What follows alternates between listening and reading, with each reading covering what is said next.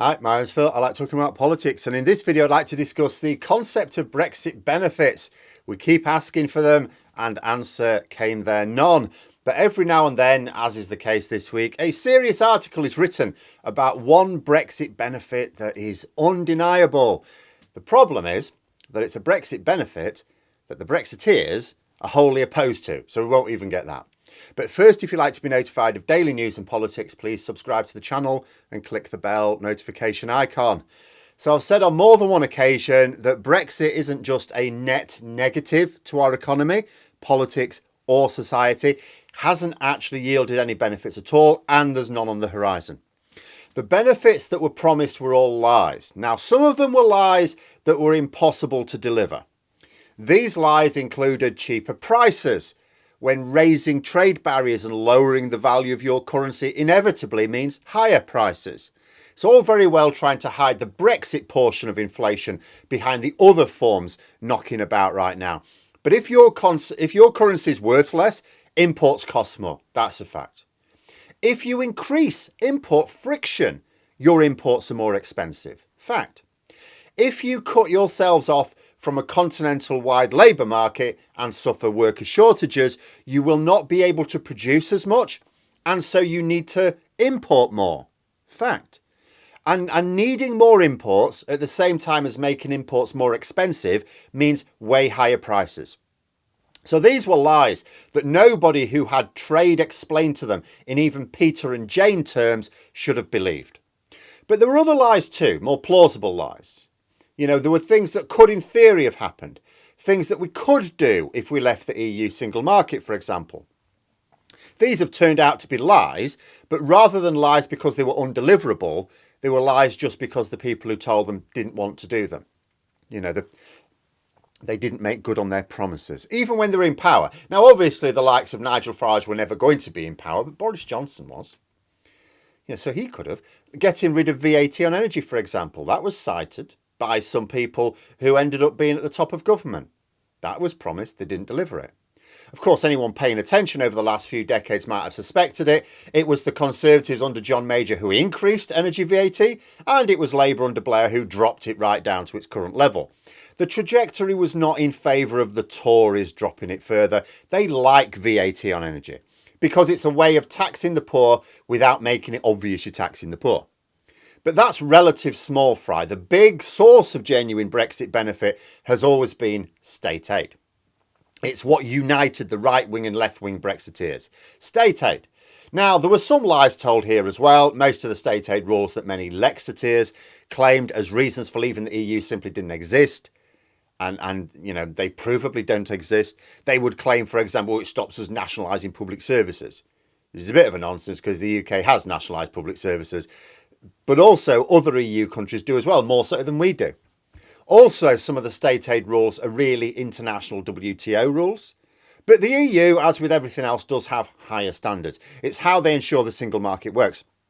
The only way to have genuinely free trade across a market, something the right-wing Brexiteers claim they want, is to make sure that you don't allow governments to give competitive advantages to their own businesses over those from elsewhere in that market.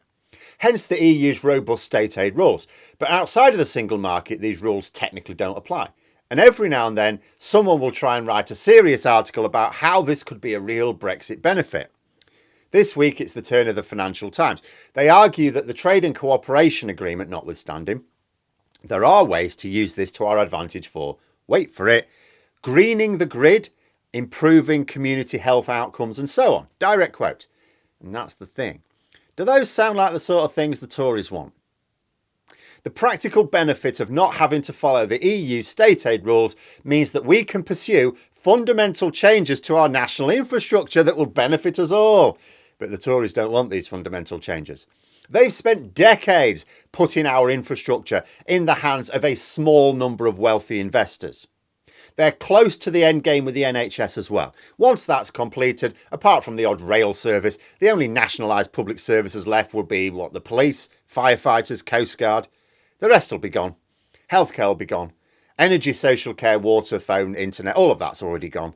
We could drive a revolution in green technology outside the single market. We could lead the world with the right focus and investment, but we won't. because the Tories shield for the oil companies. And this is the cruel irony of Brexit. Brexiteers aside, who lack the organisation and influence to have ever made leaving the EU a thing, Brexit is a far right-wing libertarian ideology whose only genuine benefit is the last thing they want.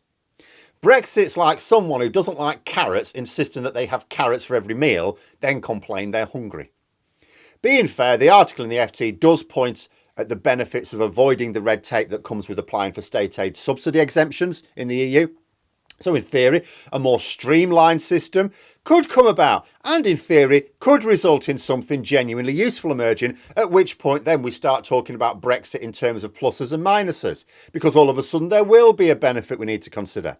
But the problem is that the Tories talk about streamlining things like, say, planning permission, so that unscrupulous builders who donate to them can do what they want to maximise profits. When they say streamlining, what they mean is streamlining more profits to their mates. None of these post-Brexit schemes will be used to help startups who might actually benefit society. They'll be used by the already established Tory donating businesses to carry on their work with less scrutiny. And as the article itself explains, when applying for grants, like the EU system requires you to sort of prove you should have it, but the post-Brexit UK system wants to work on the assumption that everything's fine, do what you want, unless someone feels otherwise and takes you to court. The article also points out that the UK system that emerged since we left the single market is actually more layered than the trade and cooperation agreement with the EU required it to be. In other words, we're actually putting in more blocks on state aid than we have to. Again, doesn't really surprise me in the slightest. The Tories don't really want free trade or free enterprise. If they did, we would never have left the single market. They want control, with the only extra freedoms to be granted to go to those who they see as themselves. There's them and there's us. The billionaires and corporations for whom they've always existed to lobby for. Just as Labour is the political party of workers, the Tories have always been the political party of the ultra-wealthy. Always. You know, these are the same people who complain that Oxford and Cambridge are taking more students from state schools. Why? Because Oxford and Cambridge is supposed to exist to give their idiot offspring a good start in life. They pay a fortune to make it happen. The last thing they want is for ordinary people to be able to compete with them. Once you understand that about them, an awful lot of their policies don't seem so stupid after all. They fit a deliberate pattern of freedoms for themselves and keep everyone else in the yoke.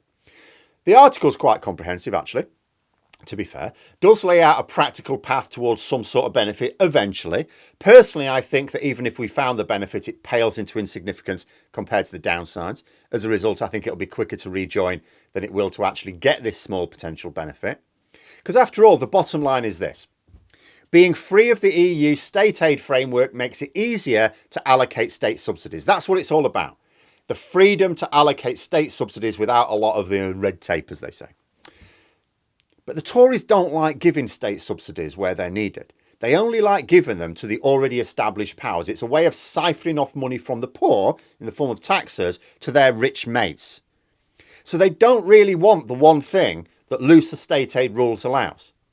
Besides, if they did use the system to the benefit of useful schemes, how would that fit in with their immigration policies? It's not just money you need to promote new ways of doing things, but skilled workers as well. Can't get enough of the ones we need domestically, so there's a great deal of friction here between taking advantage of looser state aid rules and Tory ideology. You could argue that Labour might be more likely to take advantage of this, the old make Brexit work, but the vast majority in the party, as well as voters, don't really want Brexit. So even this benefit, if anything, will just be a short-lived way to possibly boost a domestic green tech revolution on our way back to the EU. That'll be fine. But there we are. Those are my thoughts. Let me know yours in the comments below. Hope you found the video interesting. If you did, please click the like button. If you'd like to support the channel further, the join button for memberships. And until next time, I'll see you later.